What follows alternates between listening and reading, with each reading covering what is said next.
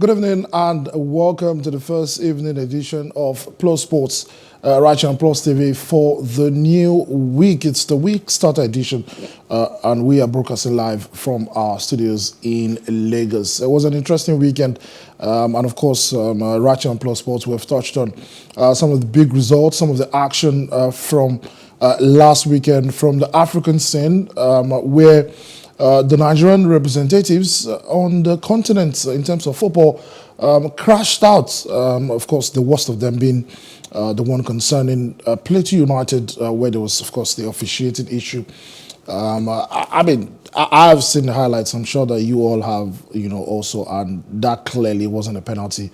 But unfortunately, due to that penalty goal, the home side, went through on away goals rule. Having lost 2-1 in Abuja just last week. So, just like that, Plateau United crashed out of the Champions League. Kwara United also crashed out, same as Rivers United, who, enjoyed a dollar rain from Rivers State Governor Yesom Wike just before the game. But unfortunately, it showed that money isn't always the solution when it comes to football.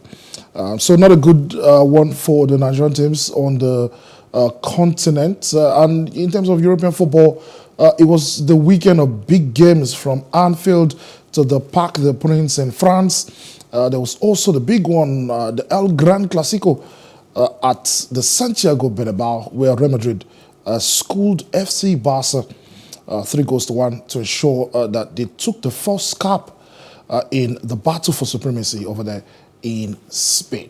All right, moving on away from that, new successes, it is, back to good news for Nigerian sports.